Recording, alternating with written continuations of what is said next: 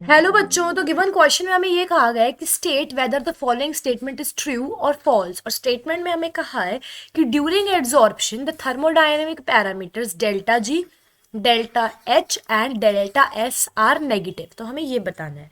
तो सबसे पहले तो हम इस क्वेश्चन में बात करते हैं हमारे की कॉन्सेप्ट की।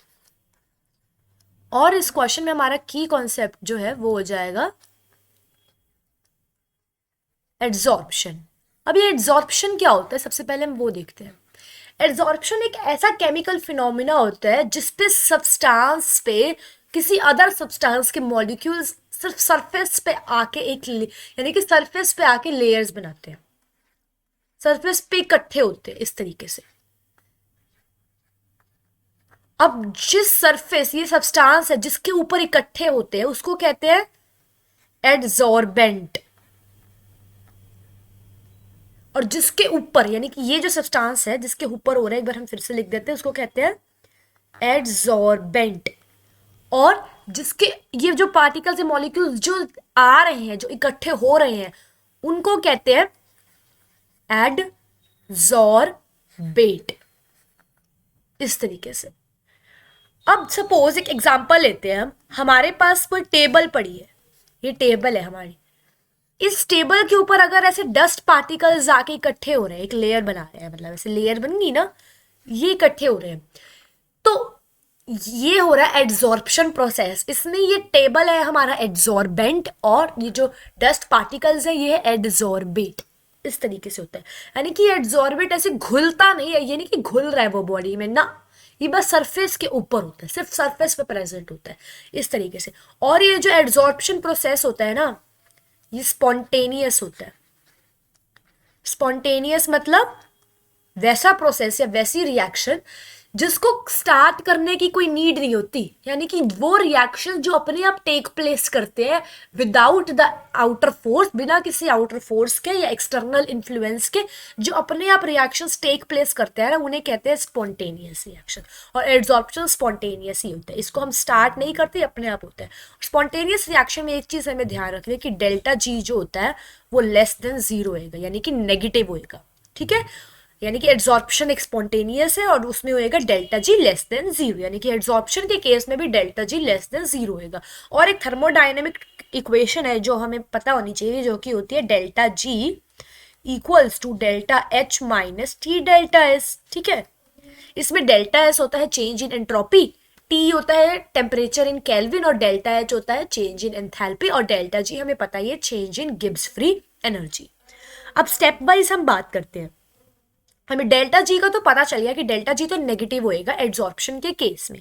अब जरा हम बात करते हैं एंट्रोपी के बारे में। एंट्रोपी को डिनोट किया जाता है एस से, और चेंज इन एंट्रोपी को डिनोट किया जाएगा इधर डेल्टा एस से।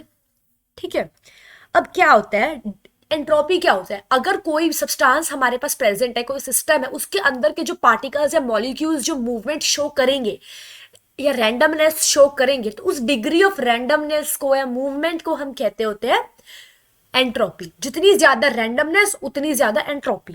ठीक है, एक एग्जांपल के तौर पे लेते हैं सॉलिड और गैस। ठीक है, सॉलिड में हमें पता है कि जो मॉलिक्यूल्स होते हैं, पार्टिकल्स होते हैं सॉलिड के, वो ऐसे टाइटली पैक्ड होते हैं क्योंकि रिजिड स्ट्रक्चर होता है हमारा सॉलिड का। लेकिन जो गैस होती है, गैस में जो मॉलिक्यूल्स होते हैं वो ऐसे दूर दूर होते हैं। ठीक है, ऐसे उनमें बहुत गैप होता है, तो ऑब्वियस सी बात है गैस के जो पार्टिकल्स या मॉलिक्यूल्स है वो इजीली ऐसे मूवमेंट कर पाएंगे। लेकिन ये जो सॉलिड है उनके पास तो जगह ही नहीं है, वो टाइटली पैक्ड है, इसलिए मूवमेंट इनकी होएगी नहीं, रैंडमनेस शो करेंगे नहीं। इसलिए ऑब्वियस बात है कि जो गैस है वो एंट्रोपी ज्यादा शो करती है सॉलिड से। ठीक है, अब हमारे पास हमने देखना है इधर कि कोई गैस है, सपोज इधर एड्सॉर्प्शन के केस में देखते हैं। सपोज यहाँ पे हमारे पास कोई सब्सटेंस है, एक टेबल ले ली, इसके ऊपर गैस के मॉलिक्यूल्स या गैस आके इधर एड्सॉर्ब हो रही है। एड्सॉर्ब हो रही है यानी कि ऐसे इकट्ठी हो रही है। ठीक है, तो हमें पता है कि जो गैस होती है ना, उस गैस में जो पार्टिकल्स या गैस के मॉलिक्यूल्स होते हैं वो आपस में आराम से मूवमेंट कर सकते हैं। Gas is also a fluid, और इसके अंदर तो मॉलिक्यूल्स के बीच में इतना ज्यादा डिस्टेंस होता है कि इजीली मूवमेंट कर सकते हैं ये।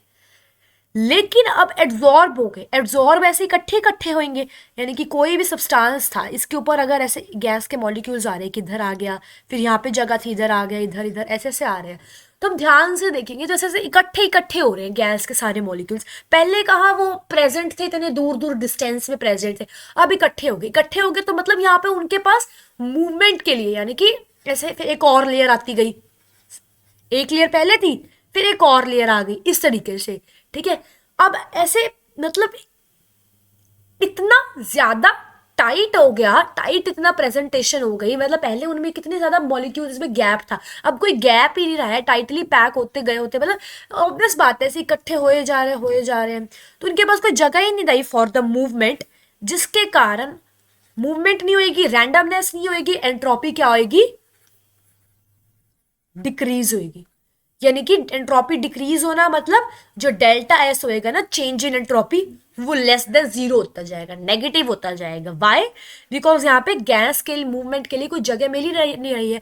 पहले कहा गैस के मॉलिक्यूल्स आराम से घूम रहे थे, मतलब रैंडमनेस शो कर रहे थे, लेकिन अब कोई है ही नहीं उनके पास, विच मीन्स यहाँ पे जो डेल्टा एस है वो डिक्रीज होता जाएगा, which means less than zero हम उसको शो करेंगे इस तरीके से। ठीक है, और डेल्टा जी हम देख चुके हैं कि वो तो क्या ही था, लेस देन जीरो ही था। अब हमें पता है कि जो डेल्टा जी होता है वो क्या होता है, equals to delta H minus T delta S. अब इसमें डेल्टा जी भी लेस देन जीरो है, डेल्टा एस भी लेस देन जीरो है, delta S less than zero है। ठीक है, ये हमने अभी प्रूव किया, विच मीन्स ये वैल्यू नेगेटिव होएगी, और यहां पे भी नेगेटिव प्रेजेंट है, यानी कि नेगेटिव नेगेटिव क्या हो गया, पॉजिटिव। तो ये इक्वेशन कुछ इस तरीके से बन जाएगी कि delta G equals to delta H plus T delta S. क्यों, किस ऐसे क्यों हुआ, ये प्लस क्यों बना, क्योंकि यहाँ पे माइनस प्रेजेंट था, और जो डेल्टा एस था वो भी नेगेटिव था इस कंडीशन में, लेस देन जीरो, तो नेगेटिव नेगेटिव पॉजिटिव हो गया। अब हमें कुछ ऐसा करना होएगा, हमें पता है कि हमें इस इधर डेल्टा जी को लेस देन जीरो शो करना है, क्योंकि एब्जॉर्प्शन एक स्पॉन्टेनियस प्रोसेस होता है। तो डेल्टा जी को लेस देन जीरो लाने के लिए ऑब्वियस सी बात है डेल्टा एच को भी लेस देन जीरो होना पड़ेगा। क्यों, क्योंकि ये तो पॉजिटिव आ गई पूरी टर्म। ठीक है, तो जब ये delta H less than zero होएगा, यानी कि नेगेटिव होएगा, तो नेगेटिव और साथ में पॉजिटिव हमें क्या देगा, नेगेटिव देगा, तभी डेल्टा जी हमें नेगेटिव मिलेगा। यानी कि डेल्टा एच को लेस देन जीरो होना ही पड़ेगा, विच मीन्स यहाँ पे डेल्टा एच क्या होएगा हमारा, एक्सोथर्मिक। क्यों, क्योंकि जब delta H less than zero यानी कि नेगेटिव होता है, तब वो हीट को क्या करता है, रिलीज करता है, यानी कि एक्सोथर्मिक रिएक्शन होता है। और हमें पता है कि जो एब्जॉर्प्शन होता है ना, वो बेसिकली एक्सोथर्मिक रिएक्शन ही होता है। तो अब हम ध्यान से देखेंगे, अकॉर्डिंग टू क्वेश्चन हमारा डेल्टा जी भी था जो क्या आया, लेस देन जीरो, क्योंकि absorption is a spontaneous reaction. Delta S था वो भी लेस देन जीरो हो जाएगा, नेगेटिव। क्यों, क्योंकि इसलिए हुआ बिकॉज जो गैस थे वो पहले आराम से मूवमेंट कर रहे थे, हमने एक एग्जांपल लिया गैस का, आराम से मूवमेंट कर रहे थे, लेकिन जब वो आके एब्जॉर्प्शन हुई उनकी, तो वो इकट्ठे हो गए टाइटली पैक, जिनके कारण उनके लिए मूवमेंट की जगह नहीं मिली। डेल्टा एस भी लेस देन जीरो, जिसके कारण ये पूरी इक्वेशन हमारी चेंज हो गई, और यहाँ पे पॉजिटिव का साइन आया, नेगेटिव नेगेटिव पॉजिटिव करके, और उस डेल्टा जी को नेगेटिव ही लाना था हमने, जिसके कारण डेल्टा एच भी हमारा क्या हो जाएगा, लेस देन जीरो। ये सारे हमारे नेगेटिव आएंगे, और हमें क्वेश्चन में यही कहा गया था, विच मीन्स ये स्टेटमेंट हमारी ट्रू है, एकदम सही स्टेटमेंट है हमारी। So now I hope you all understood this question. All the best.